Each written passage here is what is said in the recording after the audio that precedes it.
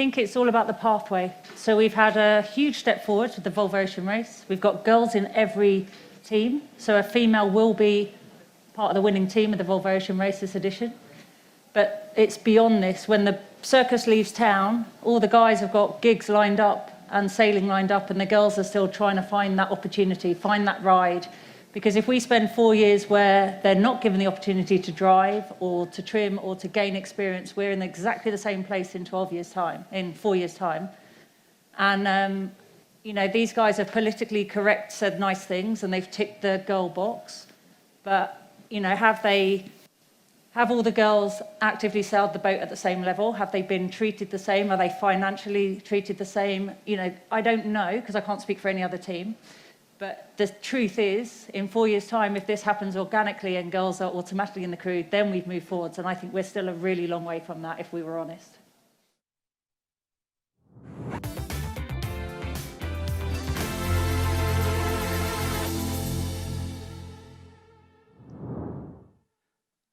Here we are, the northeasterly breeze is extremely light, brought to you by Vestas Wind 060. Well, I think that's optimistic, but Vestas Wind giving us their detailed climatological data from their wind farms all around the world. So thanks for them. As the start, we go to Mark 1, and we are not doing the import section of this departure because of no breeze. Around the Fastnet Rock to the west of Ireland, then it'll be a difficult transition on a high pressure around the north where there'll be plenty of breeze, and then a little light air into Gothenburg will keep the tension high. It's like they're very early with 56 seconds to go. At the windward end, Sunhunkai Scallywag, they got a man up the rig. And why do they do that? They do that because they have fully battened mainsails, so they need to kick the battens through if they're going to jibe or tack before the start. There's just not enough pressure out there to actually get the sail full on the correct side. And there does look like there's a bit of tide underneath them, taking them over the line. This would be very dangerous if you're over the line, have to recross. Sally, explain why. For sure, and they all look really early. I think they've misjudged this, how much tide is underneath them. They're having to go back already. I mean, I guess that's better than doing it at the gun, but yeah, here we go. A little bit of instant with Sunhunkai Scallywag and Turn the Tide on Plastic having to probably do a circle here. Yeah, Sunhunkai Scallywag pushing out Turn the Tide on Plastic, and there may be a decision on the umpires. 7 seconds to go. Here we go, all 7 boats, the penultimate leg start, a sprint to Gothenburg. Every point counts, an overall victory is on the line. All clear. But, at the windward end, Sally, look at that. Sunhunkai Scallywag are going to hit the pin end of the line, perhaps. They've pushed out, turned the tide on plastic, and they've had to unroll their big A0, and it is Matt Frey, Team Brunel, Dongfeng, Axo Nobel, Vestas 11th Hour Racing, all on port, great start, but at the windward end, at the pin, it is Sunhunkai Scallywag and Turn the Tide on Plastic. Both have had to go around and restart. They couldn't quite squeeze themselves in. What a disaster for those 2 boats. Here we are on with the drone. Let's go down the starting line, and it is bow for bow for bow. All of those 5 boats. Let's get up to the helicopter. Ian Walker, what do you say? Well, I have to give credit to certainly 5 of the 7 boats. To line your boat up in these conditions so close to the line as they did was really quite a feat. The worst thing, of course, would have been to have been over the line and having to fight the tide as it turns to get back. But a bit of a mess down the pin by Scallywag. They caused all the trouble by being early and tacking onto starboard, forcing Turn the Tide on Plastic to tack around. Both of those boats are still at least 3 boat lengths from even starting this race. But it's not a coincidence, I don't think, that down at the committee boat end we've got Mapfrey, Brunel and Dongfeng, who look like they've already started their 3-way battle. They're next to each other, and Mapfrey seems to be taking Bice's advice and heading for the inshore passage. Just info from the umpires is a penalty on Sunhunkai Scallywag, Rule 13, tacking and not keeping clear. Do you see that out on the water? Are they doing their penalty?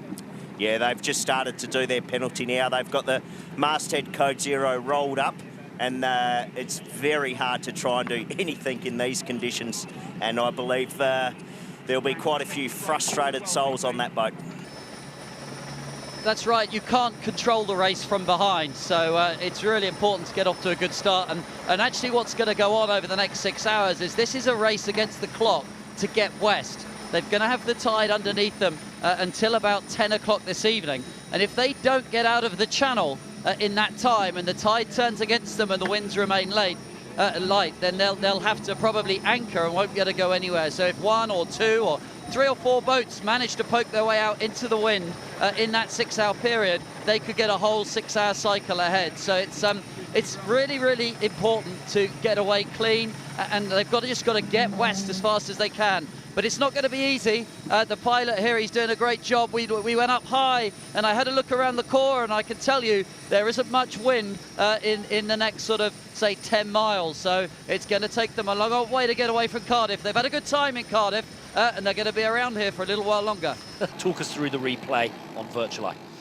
So here you can see Sunhunkai Scallywag basically getting quite close to the line on port tack, and then they decide to, shift their course, trying to go on to starboard, not quite actually tacking to starboard yet, and turn the tide is below them there. And once Sunhunkai actually here, pretty soon they go all the way to starboard. They're too close. They're too close to turn the tide, making them maneuver, not giving them a way out, basically, because turn the tide would rather, steer to the right where the starting line is.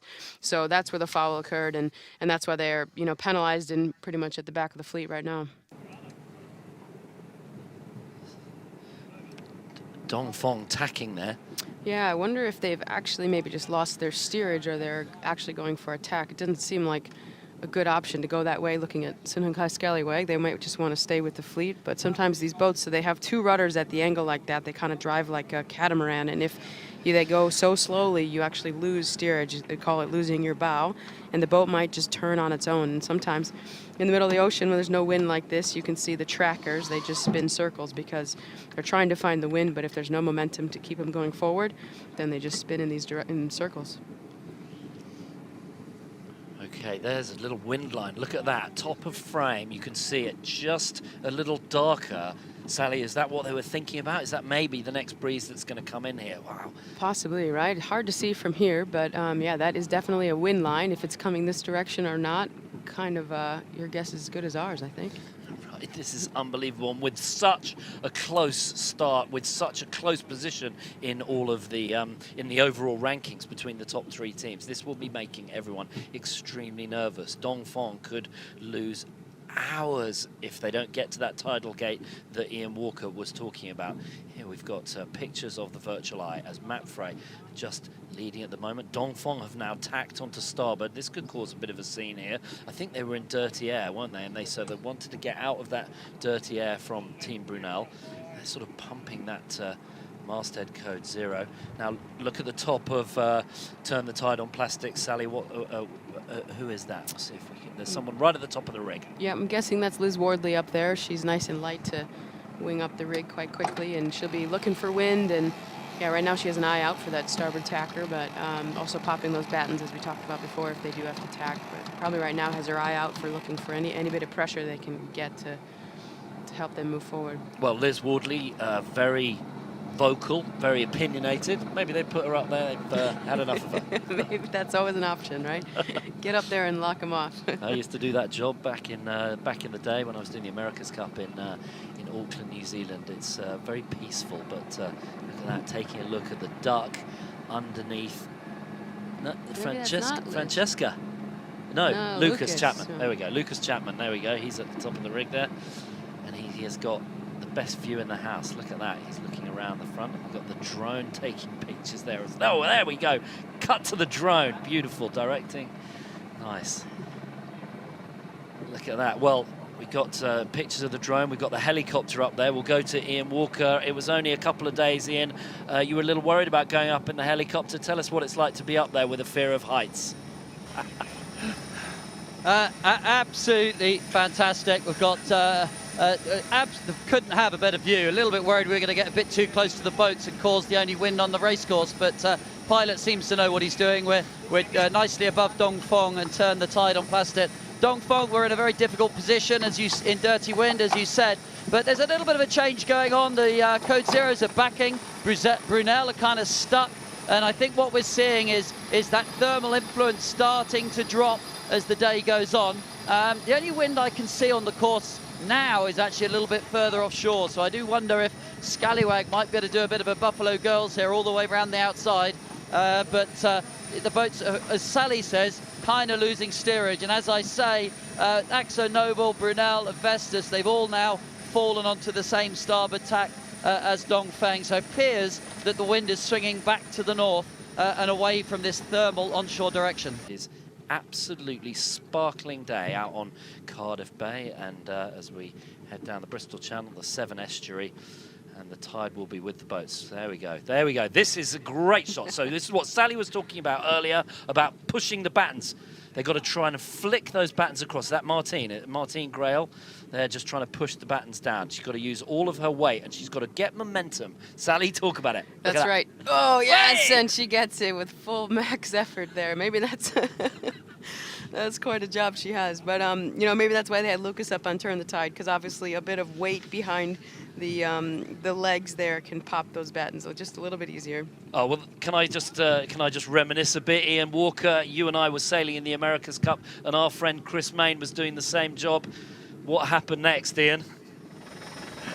Yeah, I was thinking about, he went to flick the battens, swung out on his halyard, missed the batten and put both legs through the mainsail, and then was stuck with half his body poking out one side of the sail and half another. But those mainsails were a little bit lighter than these offshore sails, so hopefully that won't happen. It'll be a long way to Gothenburg with your bowman stuck halfway through the mainsail. Let's go down on the water and get the latest. The boats seem to be moving now, Nick Bice.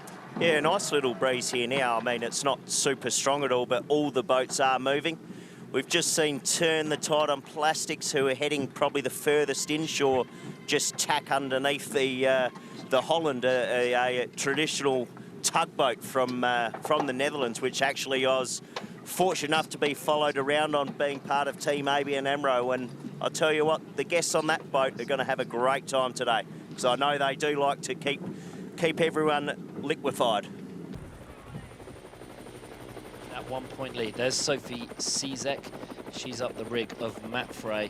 Sophie will want to get her hands on that trophy. They're only 1 point behind, Sally. Yeah, Sophie, you know, quite a leader from her position there on the bow with Matt Frey, and right there she's probably just keeping her eye out for any side of wind and any help she can send down to the guys to, hey, point this direction and let's stay ahead of the game. Okay, and we'll go up to the helicopter for Ian Walker, and your comments on the battle. 1 point in it. It's the closest finish that we've ever had lined up in the Volvo Ocean Race. Defending a lead, taking risk as the boat's slightly behind. Matt Frey trying to get back to the top of the leaderboard. Ian, your thoughts? I think already the three boats have been watching each other. When Dongfeng tacked onto port about 5 minutes ago, Brunel were quick to follow and match them. Matt Frey, though, of making a bit of a break on starboard tack. They're right beneath this. I feel like I can almost shake hands with Sophie at the top of the rig. But right now, it's Dongfeng that are under pressure. They're probably already 400 or 500 meters behind Matt Frey, and they've decided to head inland to try and get the benefit of the current. You can see the risk of being offshore with Scallywag, who are probably, if the committee boat was still anchored, I think would be behind the committee boat. Look like they're on their way to Bristol right now. But the boat's inshore, they're on starboard tack, they are making progress, and it's advantage Matt Frey at this stage. Okay, look at here, we've got Nina Curtis and Team Brunel. Can Team Brunel do it? They have had the most incredible 3 legs. They almost had 3 wins. She knows you're watching her, Sally. Talk to us about your friend, Nina. Hey, Nina, how are you doing up there? No, she's, Nina took over Brunel after I stepped off, and her first leg was a Southern Ocean leg, and man, she enjoyed it, and she created a great team atmosphere with the guys, and she just stepped it up, really. She didn't have a ton of offshore miles under her belt, but she just loves it out there, and all credit to her for being able to hang with them. Yeah, and we'll go to where that shot is coming from. Ian Walker in the helicopter. What's it like for Bauer Becking, his 8th time? You've sailed against him loads. Can he do the impossible and win this at his 8th attempt, Ian? Well, I think if he wants to win this race, he needs to win this leg. He's not just 3 points behind, he also is behind Dongfeng in terms of the elapsed time, and of course behind in the import race series. So he's really looking to make up 5 points, and I don't believe that he's going to do that on the last leg. So he really needs to win this leg, and at the very least he has to be ahead of both Matt Frey and Dongfeng. which right now, of course, he isn't. What is happening right now is Vestas are making the best progress. They seem to have a very nice mode in this light winds. They're wriggling out beneath Mapfre, and both of them are just sneaking away to the west. Dongfeng are now in the clear air, probably for the first time this race, but you know, they are getting further and further behind, and they really need to get moving. I can see wind for the next couple of miles until the next peninsula, and then it looks really calm beyond that. And the situation is changing. I asked the pilot to hover over the little green buoy. I didn't realize he was going to go quite so close to the sea, but we popped down on the navigation marker. I had a look at the current, and now the current has changed. It's going to the west. I think that's why they're sailing in what looks like a westerly wind. They're effectively just getting a bit of apparent wind from the current, which has turned first inshore as predicted. And that's left Scallywag behind. And now the difficulty for the navigators and skippers will be, okay, it's been advantage to the inshore as this tide turns. How long before the tide will be stronger offshore? And at what point do you change strategy and start heading out towards the deeper water? I'd have thought it's probably at least an hour advantage to the inshore track. And right now, Dongfeng appear to also believe that because they are the furthest boat inshore. I would say that Scallywag are picking up from what was looking a dire position. They're really picking up a little bit offshore, and I'm starting to see ripples offshore. So maybe it's time for these guys and girls to be heading a little bit offshore for deeper water. The different bits of wind, and sometimes this is wind, sometimes this is tide. These just slightly darker patches on the water, but Sunhunkai Scallywag, after that little incident at the start line, not so good. They had to do a penalty turn. They pushed out, turned the tide on plastic. But David Witt is one of the real characters of this race. We saw him earlier in the press conference. I guess you could call it baiting some of the other skippers pretty hard. And here he is, helming his boat right now. And he's got a bunch of young lads on board, and Annemieke Bess also sailing with them. Libby Greenhalgh as their navigator, and they're really a sort of privateer team based out of Hong Kong. Super light. Here we go with down to D. Caffari, turn the tide on plastic. Lucas Chapman, he's up the rig.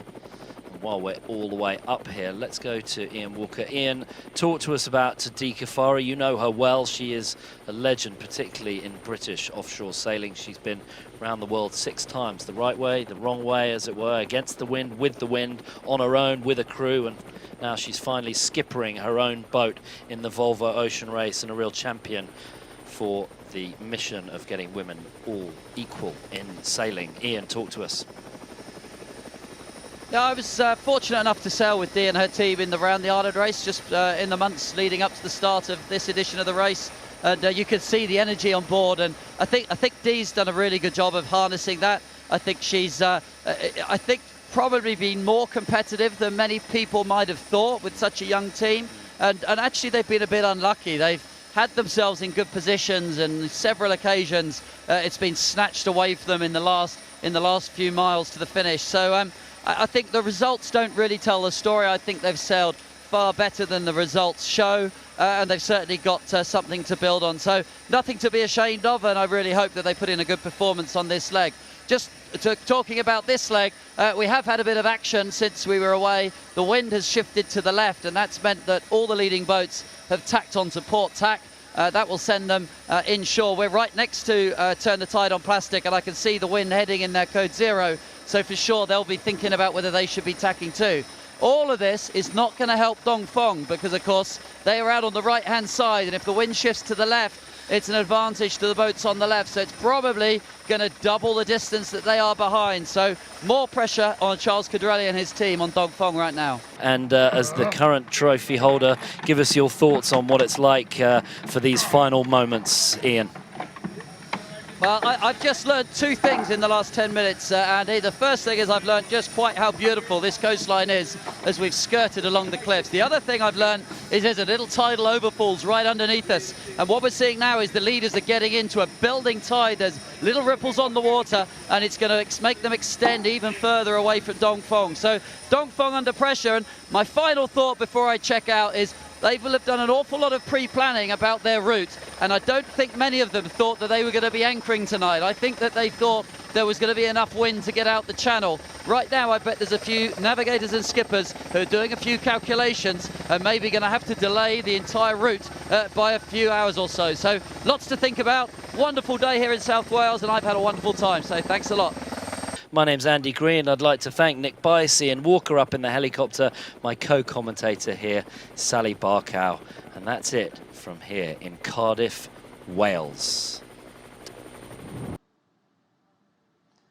Welcome back to the Volvo Ocean Race. It is leg 10 of the Volvo Ocean Race. It is the leg before the last one. We are coming down to the final miles, but before we start talking about the final end of the race, we've still got this one here. Leg 10, we just started from Cardiff just a couple of hours ago, but in the light winds, the boats are struggling to escape. To talk more about that, I'm joined here with Gonzalo Infante, who is the in-house meteorologist. Thanks very much. Hi, Conrad. And so we have an incredible gift for you right now, which are live images from our helicopter, and this is where we are. So we have left Cardiff, the start line, and a bit of a driftathon there a couple of hours ago, and as you can see now, the conditions are still a little bit challenging. Now, Gonzalo, can you sort of talk us through the winds that the sailors, the winds and the current that is affecting play at the moment? Yeah, absolutely. I mean, first of all, luckily, our race director, Phil Lawrence, timed the start perfectly, just minutes before high water, which means that they managed to start with a slack tide and a building tide, positive tide, that is, as we speak, is driving the fleet towards the exit of Bristol Channel. And in regards to the breeze, we always knew that it was going to be very challenging to leave Bristol Channel and to forecast this breeze. Now, the winds that these guys are sailing in, they're on a reach right now, but because the wind is so light, you can see that the sails are really sort of sheeted on really, really hard. And can you sort of talk us through how that works? So the fast boats in light conditions means you're basically going upwind all the time. It's all about apparent wind. Conrad, as you know, we are very lucky, as we were talking about the tide that is helping us and is building a little bit of extra breeze. As you can see in this image, Scallywag is fully pressed, and the true-in angles that we are seeing in the telemetry are no more than 80. Yeah. So they really so they're basically reaching their way on a southerly. We're looking at a little bit of variation across the fleet from true wind directions, coming from sort of 170 around to 190. So basically variations on south. Now moving on from Scallywag to come up to the next boat in the fleet. I think it's difficult to see with the silhouette, but I presume that we're zooming into Dongfeng Race Team, so the overall leader on the race. We're going to see once we get a little bit closer. But there was plenty of action out on the start line, wasn't it? It was a bit tricky. 5 boats got away cleanly, 2 boats didn't. Yeah, I mean, all of them were very, very early at the line. They had to kill 1 minute, almost like at 20 meters from the start, so it was very interesting to see. And unfortunately for Dongfeng, they were the first one to do attack to the shore. It was quite challenging at that time. There was no breeze at all. But what happened is that the fleet that kept sailing west managed to sail in more tide, so they managed to straighten. That's why Mafre is there now. You know how much it costs to tack in those conditions? Yeah, it's brutal, but just trying to go in a straight line looks like it's really challenging at the moment. We can see that we've got somebody up the mast at the moment, so that's for 2 reasons. One is to spot the wind, and the other one is to kick the battens across when they do a maneuver, because in these light winds, those highly strung mainsails don't flop from side to side. But here, our cameraman, it's Sophie Ciesick up there, and looks like she's hanging out in her climbing harness and looking attentively at the position of the fleet. We've got Brunel just to their south, so behind Sophie's back. And you can, as we zoom in on the mainsail here, we can see the telltales are barely alive. There's almost no breeze at all on the sail. Just incredible to see such a tricky drift off. But you know, maybe if we can get the camera to sort of pan down onto the cockpit and the rest of the crew, we will see that they're working so hard to try and and benefit from all of the smallest wind that Sophie can point out. And you know how hard it is to drive the boat in those conditions. You have no feeling on the helm. At these low speeds, it's like nothing. So it's all about telltales and develop this extra feeling that only the best sailors have. You need to minimize the wetted surface. That's why you have everyone, all the stack and all the crew on the bow, so the stem can be a little bit up. But even like this, the sail is fluffing. Even like this, and certainly one thing that these looks like the sailors are indeed furling that big masthead code 0, potentially just to get it off the rig to stop it flapping around, but maybe there's a maneuver underway, or potentially they are just sort of giving up and trying to save the sail a little bit. But little while ago, I did a bit of a video expose on why you stack the boat, and so you can go back and look in our archives for that, and about why you put weight in the front of the boat. And it looks like the next few hours, all of the photos that are going to be sent back from the fleet are going to be pretty consistent with the crew and all of the stack and material and sails and so on up at the front of the boat, and that's to depress the bow into the water, try and lift the stern up a little bit, reduce the wetted surface area, and allow the boat to go fast. Although, Gonzalo, fast is a bit of a relative term here today, isn't it? It's quite relative. I mean, we are seeing relatively fast numbers, 4, 5, even 6 knots, and that's thanks to the tide. Yeah. Because wind speed is no more than 4 knots. And indeed, we've got a tool here in the office that allows us to monitor the average speed of the last 24 hours, or in this case, since the start of the race. And Mafre have had a grand total of 4.3 knots. And so most of the progress down the track has been, as you say, due to the tide flushing them out of the River Severn into the Bristol Channel and then finally out into the Celtic Sea. Yeah. So it looks like we've got Berlin on the helm there. Yep, I can see. So he's not doing 40 knots like he's used to in the America's Cup, but certainly one of the best helmsmen in the world. And can you explain a little bit about why he would be down to leeward rather than up to weather? Well, it's 2 reasons. The first one is the weight, although the weight is having the keel all the way to leeward is not that relevant, but he needs to see the code 0. He needs to drive the boat with the telltales, and looks like he's driving more things than the boat. And the helicopter, trying to get the helicopter around to the front of the boat, to the windward side, so that the downwash of the helicopter can benefit them rather than blowing that sail around. But don't worry, folks. This is an equal opportunity helicopter. We'll be doing circles of each of the boats in order, so as to not be accused of having. It's not very easy to get benefit out of that. That's for sure. So zooming out here will give us an opportunity to see just how tight the rest of the boats are, and we can see Mafre at the moment is leading. Brunel tucked in just behind. Less than 0.1 of a mile, and then a quarter of a mile back from Mafre is Vestas 11th Hour Racing. But look at this. This is absolutely astonishing. We can see Different in the tacks. top left corner Mafre, and then Vestas down on the right, and they're going the same direction on opposite tacks. This is absolutely incredible. Now, Gonzalo, you're the meteorologist. Explain what on earth is going on here. This is like wind sailing. It's so random. Well, if you like, the reality is there's something behind. And we know that there's a northerly gradient. And what is happening is that Mafre is now starting to feel some touches of this gradient while the guys offshore are still sailing with sea breeze. The sea breeze will fade off eventually. And how this sea breeze to northerly transition will materialize is going to be key. For sure, it's not going to be a clean transition. It's never transition. It'll flop backs and forwards a little bit. It'll be hard to see who will be the final winner there, but it's just astonishing to see 2 boats pointing in the same direction, separated by literally 300 meters, sailing in completely different wind. But so here we've got Vestas 11th Hour Racing with Charlie Enright and his crew, and working hard in the light conditions. And in case you think that this is just a beautiful cruise out there, they're all working hard and they're all stressed. But the evolution, as you say, is going to be challenging over the course of the next few hours and the course of the night. So potentially we've got Mafre in the new breeze. Again, this astonishing image of the two different tacks.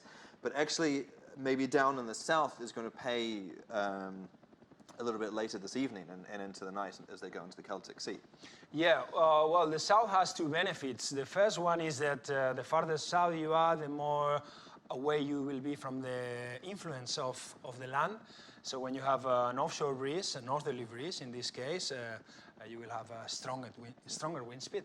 The second benefit is that the tide will be stronger. So right now the tide is still building, but we have water getting rushing behind the boats. And as we speak, it's starting to run faster at deep waters. So indeed, this boat here, Dongfang Racing, furthest to the south at the moment, will be in the deepest water in the middle part of the channel and will actually be benefiting the most from the flushing effect of the River Severn, right? Absolutely, and I think from now on the next 2-3 hours, the tide is going to flow faster, way faster, farther south. Deep waters, and Dongfang seems to have done a very smart move because if you think on Mafre now, it's going to be challenging, especially on a starboard tack, to go that far south. So, yeah. So Dongfang in a good position. If they want to head further south, they need to turn towards port, which means that they end up sailing a higher angle, which gives them an advantage in the lighter conditions. So they're further south, and they're in a dominating position. They did have a bit of a challenging start. They got left behind early on as they approached the initial headlands, but now out into the Bristol Channel proper, they have taken command of the fleet, and indeed of the overall, because remember, this is your overall leader at the moment. Charles Gaudrelier and his team of Chinese and French sailors have scored an incredible upset, again taking the overall leader's flag away from Mafre, but again, remember, this is not a double points league. You only get 8 points if you win it, with the 7 points for the win, and then plus the bonus point. And in the skipper's briefing, again on Facebook and YouTube in the archives, I invite you to go back and look at what the skippers were saying about the challenges that this leg represents. But certainly it is this boat here, Dongfang Race Team, that have got a target on their back because they are carrying a very slim overall lead into this 1,300-mile sprint towards Gothenburg. Now, Gonzalo, it would be interesting to watch exactly what happens with Brunel. So we'll stay on this image here, but it looks like they're sort of tacking over without turning the boat at all. So, exactly. So basically, they are starting to feel the same breeze as made Mafre to do exactly the same move. This doesn't mean that the northerly, the offshore breeze will fill in. Keep in mind that when you have so marginal wind speeds, just a small change in the surface pressure can trigger a complete different wind direction, and that's why we see that within 200 meters we have completely opposite wind direction.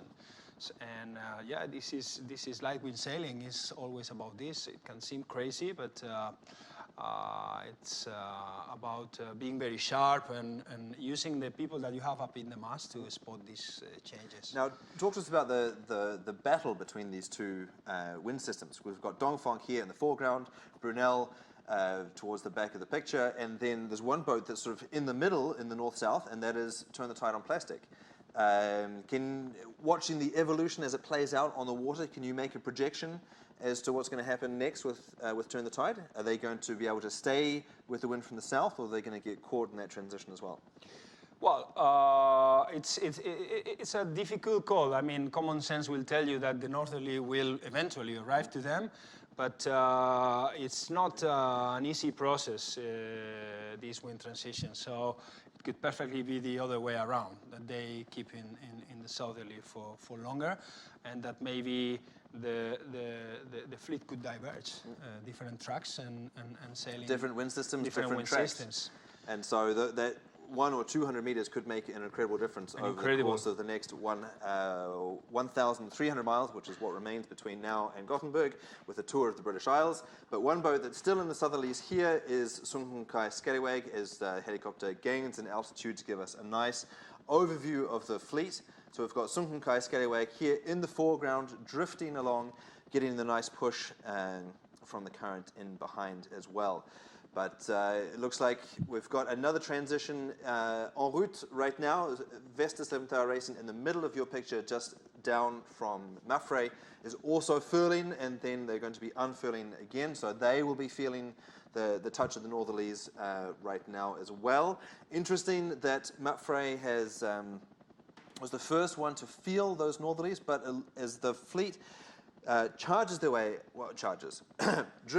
way out into the Celtic Sea. We can see that the boat furthest to the north, furthest to the right-hand side of your image right now, Mafre, they were in the lead, but it seems that with these fluky winds in the transition, they have been overtaken by almost all of the fleet. And maybe it's the tide to blame. To me, it looks like Sunhunkai Scallywag is pulling bearing on almost all the fleet to lure. To their lure. Yeah, they must have a couple or almost an extra knot of tide helping them. Okay, well, as the boats head out into the Celtic Sea, chasing that sunset, well, the sunset finishes on our first day of racing. Let's have a look at what is at stake with the overall points. This is how things stand at the moment. 60 points for Dongfeng race team, and then that slim lead of 1 point over Mafre with Xavi Fernandez, with that target on the back of Dongfeng race team. Team Brunel, remember, with their incredible back-to-back double points victories, first in the Southern Ocean and then in the Transatlantic, have brought them back into contention. Just 3 points behind Dongfeng race team, followed by AkzoNobel, Vestas 11th Hour Racing, Sunhunkai Scallywag, and indeed Turn the Tide on Plastic, who are out on the water still chasing their first win.